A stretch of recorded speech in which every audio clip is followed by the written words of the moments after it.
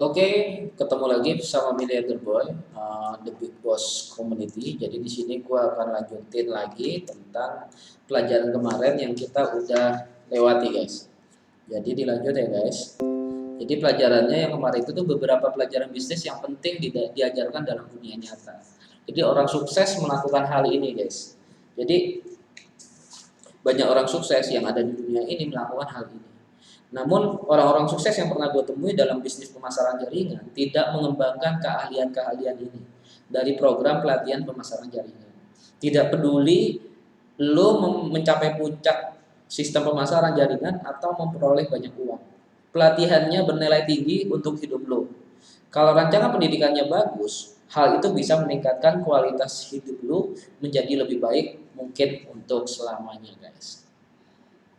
Jadi itu yang akan gue bahas hari ini. Ada beberapa, kurang lebih sekitar 30-40 menit lagi. Semoga lo betah aja di channel YouTube-nya gue. Jangan lupa di subscribe, semoga ini bisa membantu dan membuat gue lebih semangat lagi dalam memberikan pelajaran-pelajaran bisnis lainnya, guys.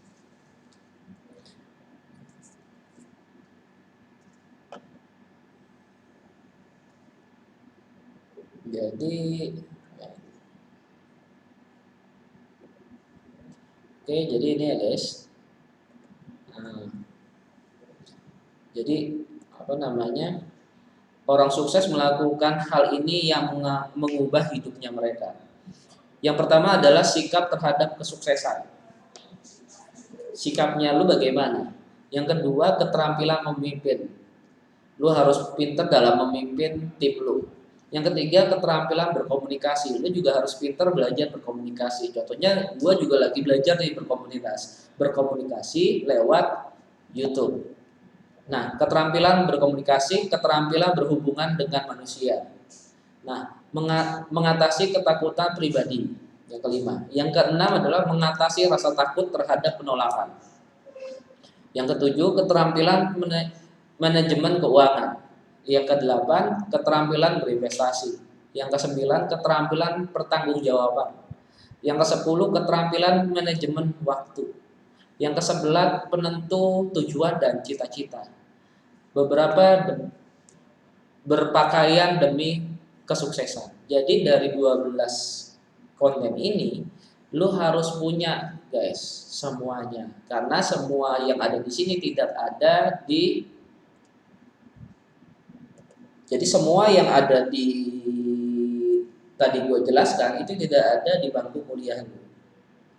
Tidak ada, karena hal itu lu dapatkan di kehidupan nyata, di jalanan, bisnis di jalanan, jualan di jalan atau di internet. Sekarang kan lebih mudah karena sudah ada internet. Nah, yang paling penting itu mengontrol emosi dalam berbisnis, karena ketika lu menyerah, lu sampai di situ aja berbisnis dan lu menyerah, berhenti dan gagal.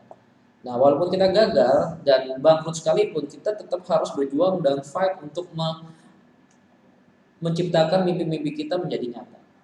Itu yang harus lu lakuin. Nah, di sini gue lanjut. Apakah pendidikan yang mengubah hidup itu? Nah, ini Milliarder Boss, tulisannya Milliarder Boy Business School. Jadi apakah pendidikan yang mengubah hidup itu? Gitu kan? Pertanyaan seperti itu, guys. Nah, abis ini gue akan kasih tahu berikut diagram yang gue buat untuk menjelaskan apa yang gue maksud dengan pendidikan mengubah hidup. Perhatikan bahwa bentuknya seperti piramida, yang berarti polihedron 4 bidang atau lebih terkenal sebagai piramida. Dan piramida Mesir telah bertahan selama berabad-abad. Dengan kata lain, tetrahedron seperti tetrahedron yang akan gue siapkan nanti atau piramida adalah struktur yang sangat stabil. Jadi para cendekiawan selama berabad-abad percaya hukum universal.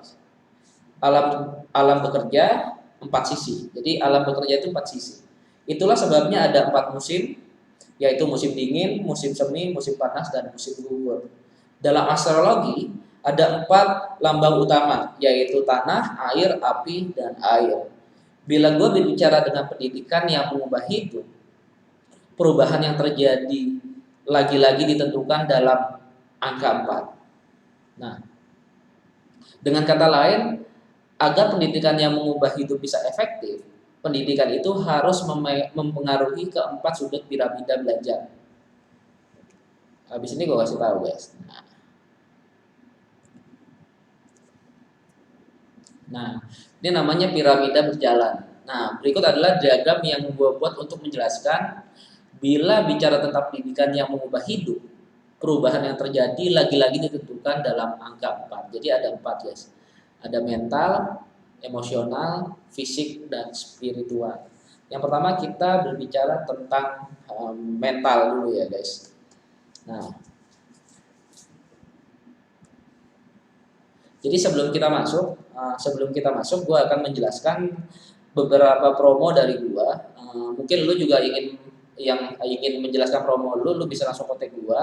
Nanti gue bantuin promosi di sini guys. Oke, jadi ini ada beli rumah dapat hadiah langsung guys. Untuk para lu yang pengen punya rumah dapat hadiah, atau buat lu broker-broker yang pengen punya mobil tapi gak ada duit, gimana caranya? Lu closing di tempat griamo.com, ada aset-asetnya, lu bisa dapetin mobil secara langsung tanpa diundi.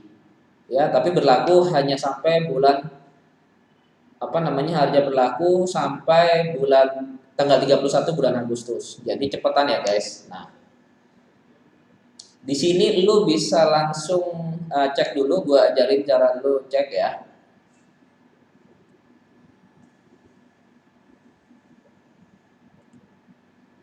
Gua ajarin cara lu cek.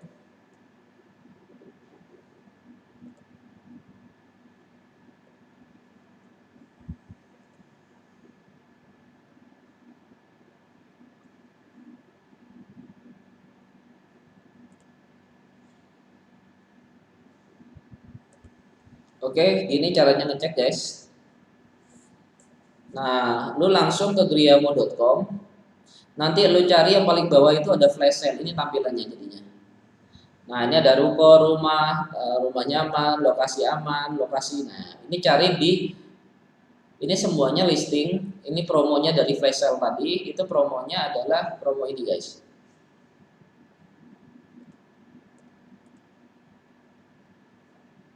Jadi yang tadi itu adalah promo ini. Beli rumah dapat hadiah langsung. Jadi tanpa diundi ya guys. Stoknya terbatas dan hanya sampai 31 Agustus ini. Jadi kalau lu mendaftar sampai lebih dari 31 Agustus ya udah lu tidak bisa mendapatkan fasilitas ini guys. Nah, sesuai dengan peraturan yang baru nanti. Semuanya ada. Oke, kita lanjutin lagi.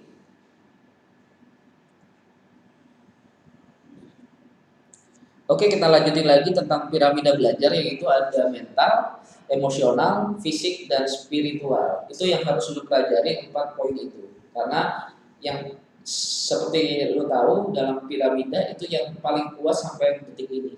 Jadi zamannya dulu sampai sekarang kenapa masih ada piramida karena itu yang paling stabil guys. Jadi lu harus mempunyai 4 sisi. Jadi kalau sisa 3 sisi aja itu akan hancur. Oke. Baik. Oke ya. Oke, di sini ada mental. Yang pertama gue bahas adalah pendidikan mental. Jadi pendidikan tradisional terutama berfokus pada pendidikan mental. Hal itu mengajari lu keterampilan membaca, menulis, dan berhitung. Semuanya adalah keterampilan yang sangat penting. Itu sering disebut sebagai kemampuan kognitif yang secara pribadi tidak gua sukai tentang pendidikan tradisional adalah caranya mempengaruhi aspek emosional, fisik, dan spiritual dari pendidikan. Selanjutnya adalah pendidikan emosional. Salah satu keluhan gua terhadap pendidikan tradisional adalah pendidikan jenis itu membuat orang merasa takut, lebih spesifiknya takut melakukan kesalahan yang mengarah kepada rasa takut akan kegagalan. Nah, bukannya menginspirasikan saya untuk menyukai belajar, guru menggunakan rasa takut gagal untuk memotivasi gua dengan mengatakan hal-hal seperti itu. Kalau tidak mendapatkan nilai bagus, kamu tidak akan mendapatkan pekerjaan gaji besar. Ditambah lagi saat sekolah-sekolah seperti pada umumnya itu dihukum melakukan apa? Dihukum karena melakukan kesalahan. Di sekolah secara emosional belajar untuk melakukan kesalahan. Masalahnya dalam dunia nyata orang yang berkembang maju adalah mereka yang melakukan kesalahan terbanyak dan belajar dari kesalahan itu. Jadi kalau misalnya lu di dalam kuliahan itu guru memberikan ketakutan kepada lu, kalau lu misalnya nilainya jelek, salah, lu akan tidak naik kelas. Jadi orang takut melakukan kegagalan, akhirnya dia nyontek hal itu. Jadi kalau di dunia bisnis sebenarnya semakin banyak lu gagal, semakin banyak lu pengalaman dalam kegagalan, semakin lu cepat meraih kesuksesan. Nah, jadi banyak orang miskin, misalnya seorang guru sekolah berpendapatan melakukan kesalahan, itu adalah dosa kata mereka. Sebaliknya adalah kalau misalnya orang kaya melakukan kesalahan adalah cara kita belajar. Kita belajar naik sepeda dengan jatuh dan naik lagi, jatuh dan naik lagi guys. Dia juga berkata melakukan kesalahan dan tidak belajar dari kesalahan itu juga dosa. Jadi kalau misalnya lu sebagai pengusaha, lu melakukan kesalahan dan tidak belajar dari kesalahan itu baru namanya dosa. Bukan ketika lu gagal itu dosa. Yang dosa adalah lu ketika melakukan itu terus lu lakukan lagi, kan kebodohan. Nah, untuk menjelaskan lebih lanjut, dia berkata menyebabkan begitu banyak orang berbohong setelah melakukan kesalahan adalah karena emosional, karena takut mengakui bahwa mereka melakukan kesalahan. Itu juga yang terjadi dalam perusahaan bisnis atau perusahaan yang kamu geluti juga, atau karyawan, kamu punya karyawan atau staff, atau kamu seorang manajer memiliki staff kamu.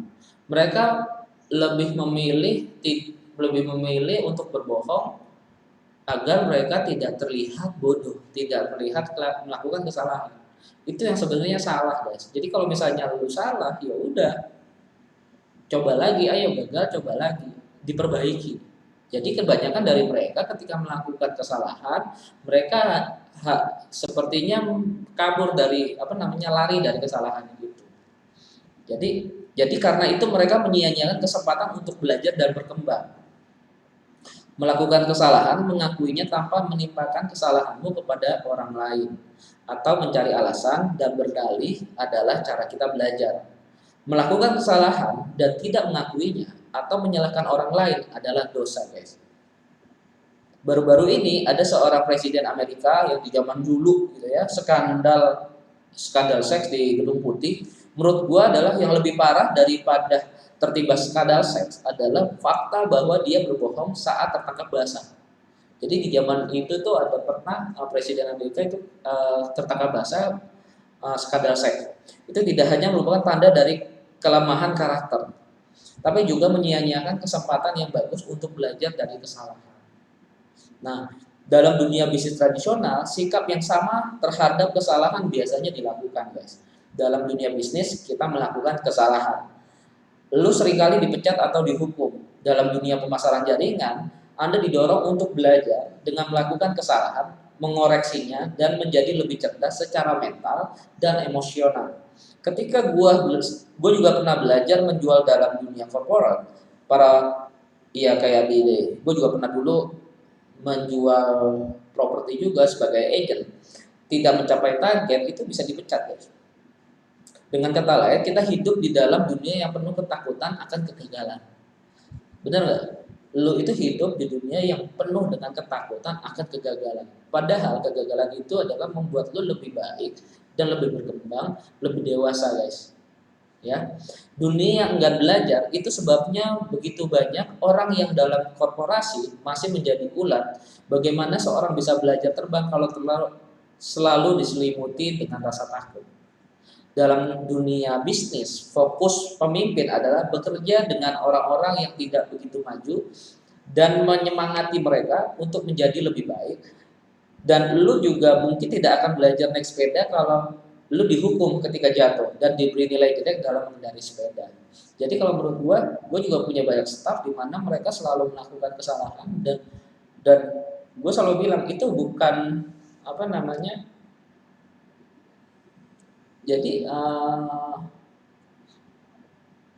Jadi itu yang apa namanya? eh, jadi ketika gue punya staff juga, mereka melakukan kesalahan, gue selalu bilang kepada mereka nggak perlu takut lu ketika melakukan kesalahan. Tapi lu belajar lagi, gue juga akan membantu lu bergerak untuk lebih maju.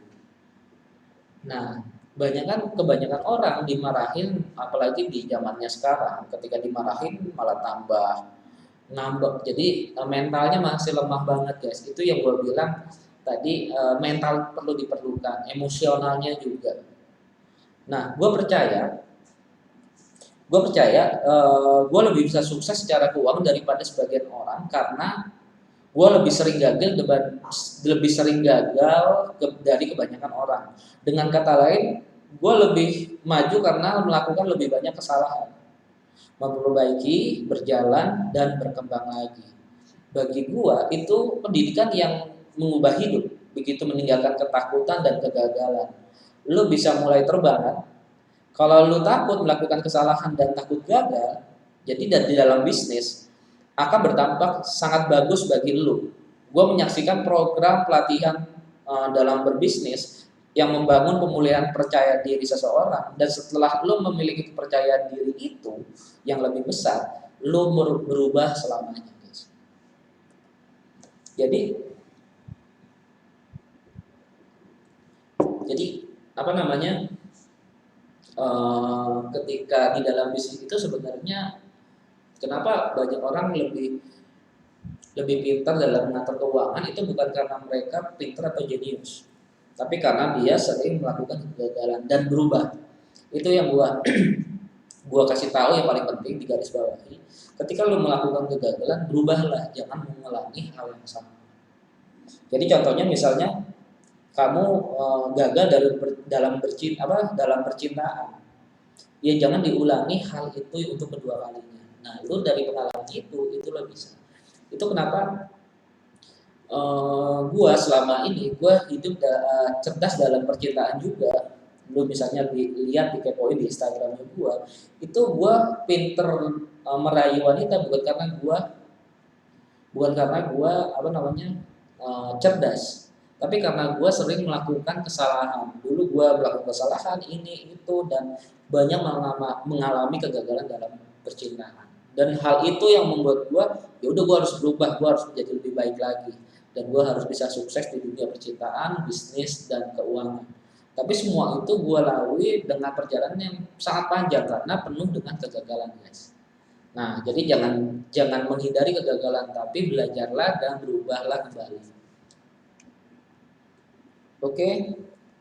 Yang ketiga adalah pendidikan fisik ya. Sederhananya orang yang takut melakukan kesalahan tidak belajar banyak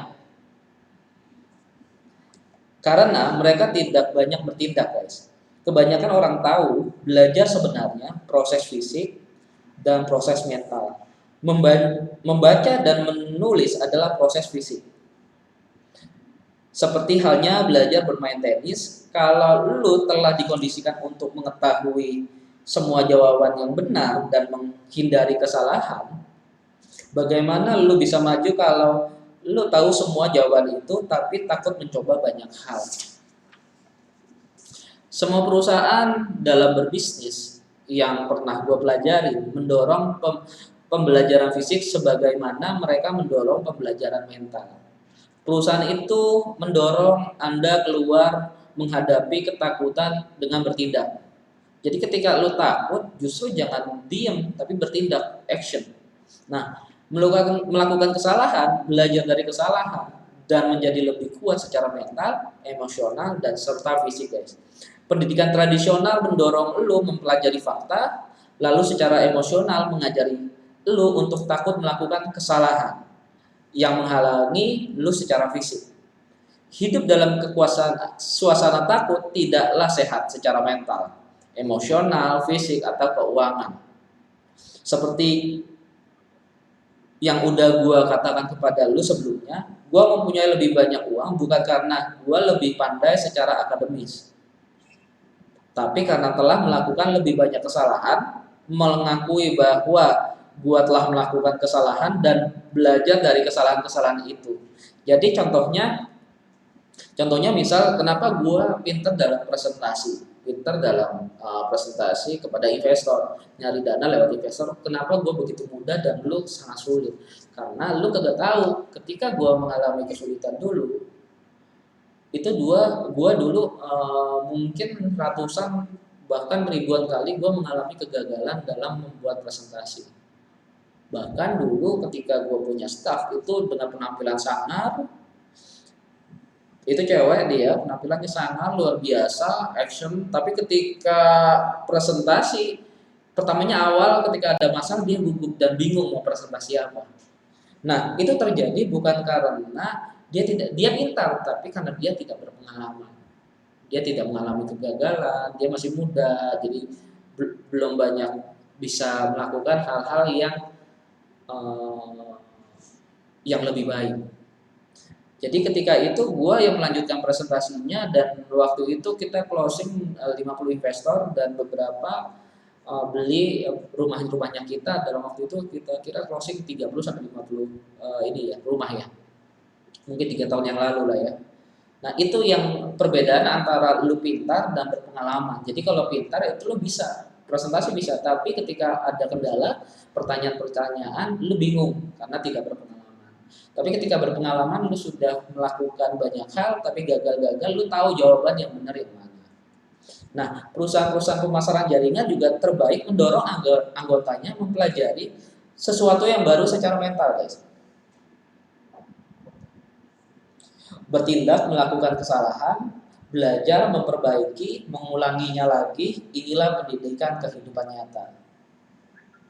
Nah, jadi inilah guys, kehidupan nyata ya seperti ini.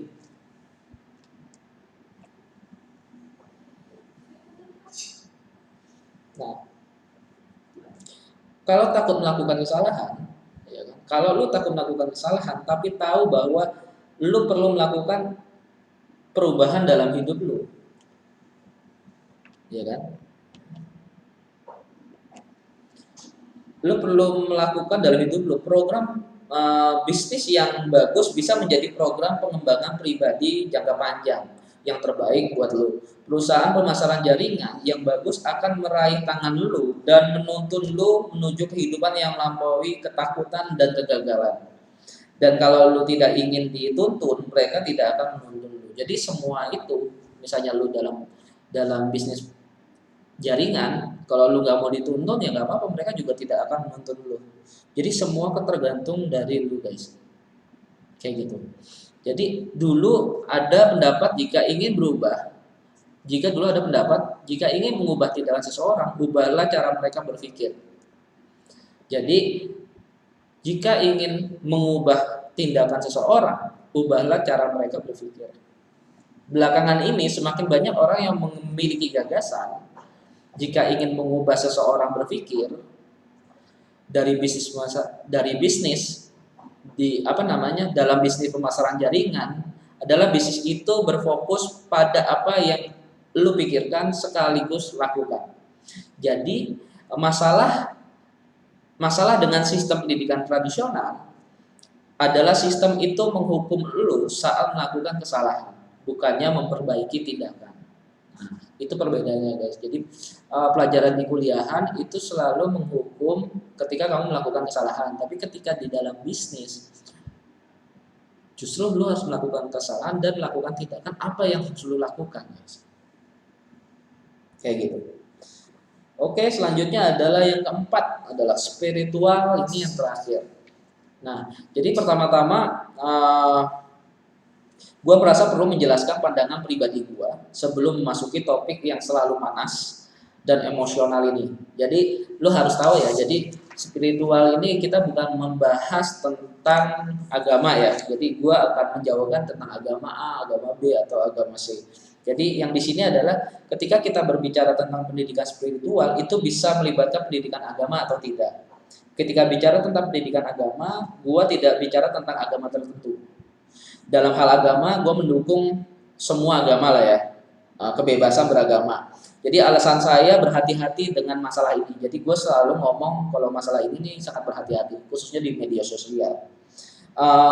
Saya pernah di berita Gue dulu pernah dikasih tahu kalau misalnya berbicara dengan agama di waktu kecil itu sungguh hati-hati. Jadi jangan menyinggung orang lain, apalagi ras dan sebagainya. Itu gue tidak mau karena sangat intim banget guys. Jadi bukan itu ya, pendidikan spiritual bukan itu maksud gue. Jadi jangan pernah ada beberapa konsep, jangan pernah bicarakan agama, politik, seks dan uang. Dan gue juga setuju dengan ucapan itu karena masalah ini mudah berubah dan sangat sensitif. Bukan bermaksud gue mengusik perasaan pribadi atau kepercayaan lu.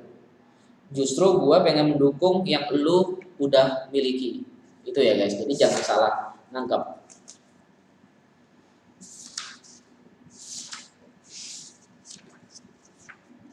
Oke, melampaui keterbatasan manusia. Jadi apa namanya selanjutnya adalah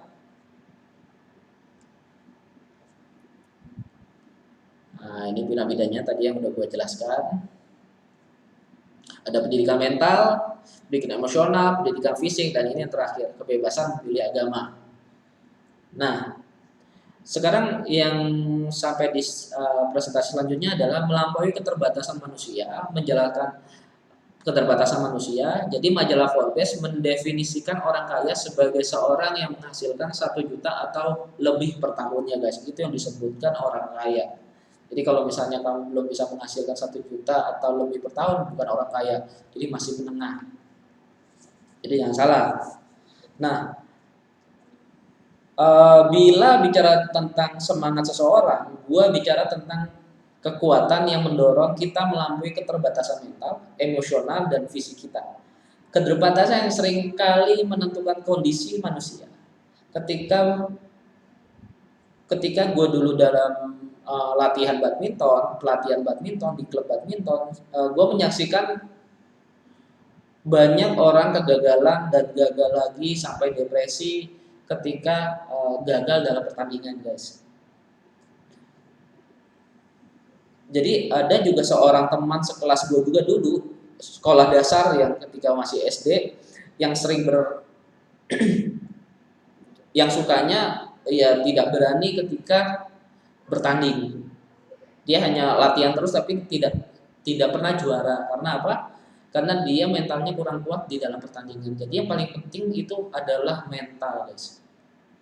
Kamu akan menjadi tidak bisa main ketika kamu tidak memiliki mental yang kuat untuk bertanding. Jadi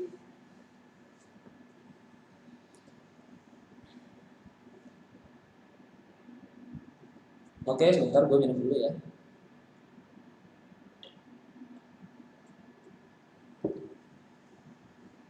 Jadi ketika apa namanya? Jadi oke. Jadi ketika dulu gua masih SD, SMP atau SMA, itu banyak teman-teman gua itu ketika pertandingan itu tidak bisa bermain dengan maksimal. Dulu juga gua juga sama, ketika pertama kali 2 kali pertandingan gua juga nggak bisa main. Tapi kegagalan itu yang membuat gue menjadi berpengalaman dan gue bertindak lebih baik. Jadi ketika pertandingan kedua, ketika gue ada kemajuan guys. Tapi habis gagal gue latihan lagi, bahkan gue latihan lebih keras. Nah pertanyaannya adalah, ketika kamu gagal, ada dua nih, lu menyerah atau melakukan hal yang sama, atau lu bekerja lebih keras lagi guys. Jadi ketika gagal ada dua pilihannya, lu mau bekerja santai atau bekerja lebih keras lagi. Dan ketika setelah besok-besok pertandingan gue akhirnya bisa menjadi juara. Nah, itu berkat kerja keras dan dorongan mental, keyakinan, banyak hal. Jadi kabar baiknya tidak perlu lagi kabar baiknya lu tidak perlu lagi takut ketika lu mengalami kegagalan.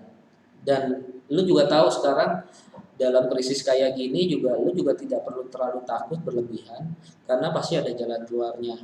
Nah, jadi gue sering diingatkan akan kekuatan jiwa manusia. Jadi gue sering diingatkan tentang jiwa manusia yang luar biasa lewat film, tentang beberapa film yang udah gue pernah tonton, gitu ya. Mereka bisa membunuh tubuh kita, tapi mereka tidak bisa mengambil kebebasan kita. Jadi di dalam Bilam itu ada salah satu, mereka bisa membunuh tubuh kita, tapi mereka tidak bisa merubah kebebasan kita. Ya, saat itu juga bicara dari jiwa manusia kepada jiwa manusia mereka, dengan menyentuh jiwa mereka dan mengalahkan ketakutan dan keraguan yang disebabnya kurang latihan dan persenjataan yang tidak sebanding dengan musuh.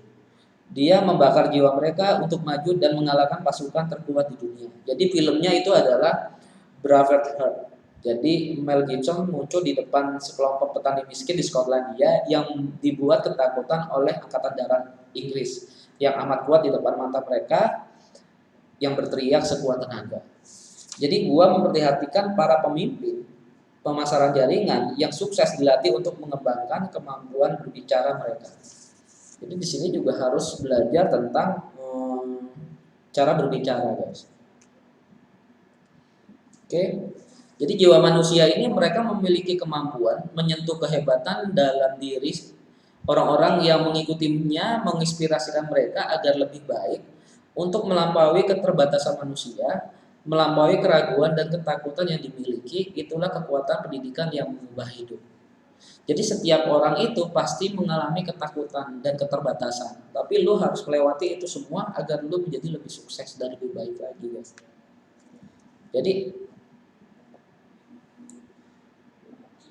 Jadi kata pendidikan, lu harus menarik keluar.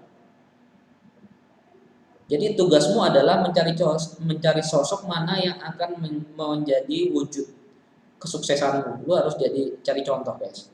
Nah, selanjutnya pendidikan bermakna menarik keluar. Salah satu keluhan gua adalah terhadap pendidikan tradisional adalah pendidikan sejenis ini didasari oleh ketakutan akan kegagalan, alih-alih oleh tantangan untuk belajar dari kesalahan kita. Jadi di dalam video ini The Business School, untuk mereka yang suka menolong, adalah jenis pendidikan yang gua temukan dalam perusahaan-perusahaan jaringan atau businessman. Adalah pendidikan yang didesain untuk mengeluarkan sosok kaya dalam diri lo. Gua menghargai pendidikan pendidikan sebelumnya konvensional, tapi lo harus mengeluarkan sosok kaya di dalam diri lo, guys. Jadi majalah Forbes itu tadi gue kasih tahu, majalah Forbes itu mendefinisikan orang kaya sebagai orang yang menghasilkan 1 juta atau lebih per tahun. Orang miskin didefinisikan sebagai seorang yang berpenghasilan kurang dari $25.000 per tahun. Pertanyaannya adalah, bukanlah apa yang Anda hasilkan hari ini, melainkan apakah pekerjaan Anda melatih Anda untuk menghasilkan lebih dari $1 juta per tahun. Jika tidak, mungkin sudah saatnya Anda mencari pendidikan yang lebih baik. Jadi maksud gue tuh bukan masalah seberapa besar pendapatan kalian saat ini. Jadi pertanyaannya adalah, bukanlah apa yang Anda hasilkan hari ini, melainkan apakah pekerjaan Anda melatih Anda untuk menghasilkan lebih dari $1 juta per tahun. Jadi di tempat kalian kerja itu dididik untuk menjadi pintar apa enggak? Tergantung dari situnya, guys. Jadi kesimpulannya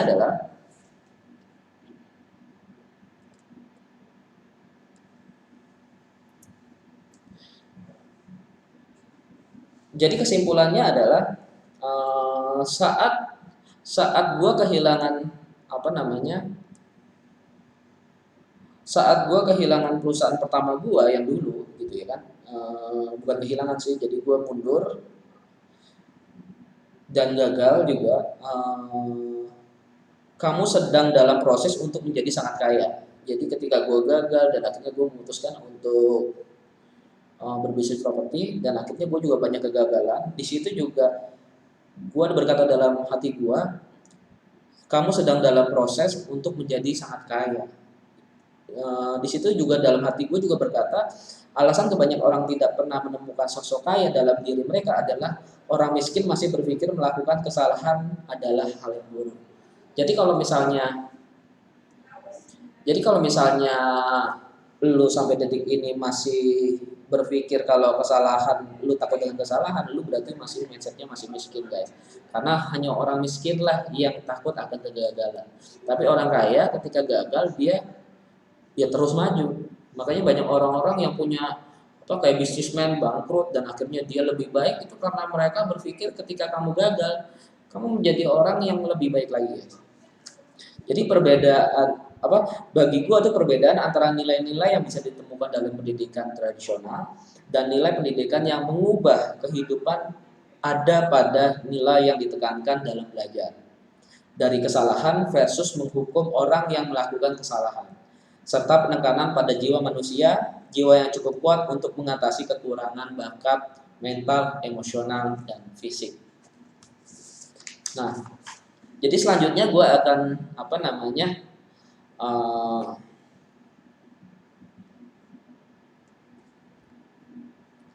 selanjutnya juga nilai selanjutnya adalah orang miskin mementingkan keamanan pekerjaan dan orang kaya mementingkan kebebasan keuangan. Nah, dalam bab selanjutnya gue akan membahas nilai yang didapat saat seseorang berpindah dari mencari keamanan pekerjaan menjadi mencari kebebasan keuangan. Itu semua dimulai dengan perpindahan kuadran.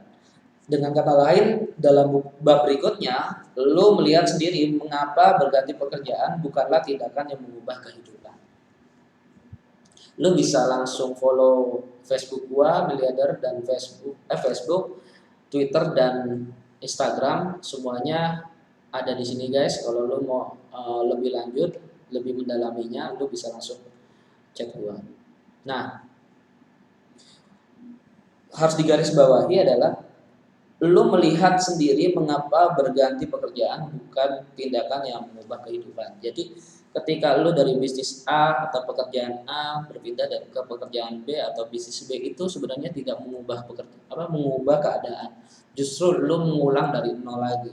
Jadi ketika lu memulai bisnis itu dari nol akhirnya bisa di level 3 dan akhirnya gagal dan lu ganti bisnis lain, itu berarti lu yang mulai lagi dan lu nggak akan sukses seumur hidup. Jadi lu tidak akan pernah sukses seumur hidup lu kalau lu berganti-ganti pekerjaan atau berganti-ganti bisnis. Itu pesan terakhir gua untuk lu guys, semoga bermanfaat di kehidupan berbisnis lu dan di kehidupan nyata. Semoga lu bertambah kaya dan diberkati berlimpah dan berlimpah lagi setelah menonton video ini.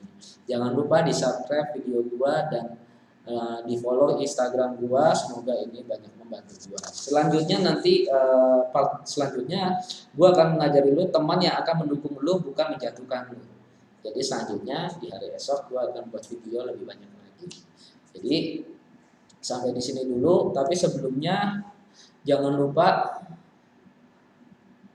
ada promo ini lu bisa langsung cek di gideamo.com di flash sale-nya. Semoga ini bisa bermanfaat buat lu para agent-agent. Jadi yang sekarang lagi kondisi krisis pandemi COVID, lu bisa menjual ini dengan komisi yang luar biasa guys, kurang lebih 10-15% kalau dihitung. Jadi kalau misalnya laku 1M, itu bisa lu dapat mobil HRV. Nah, dari HRV ini lu kan kemungkinan kan di angka 100-200 juta. Ya kan, lu bisa mendapatkan uang itu untuk bertahan hidup sampai dengan 1 kali transaksi, lu bisa bertahan hidup bisa 1 tahun guys. Nah, itu aja dari gua. Semoga video ini bermanfaat buat lu semua. Selamat malam dan terima kasih.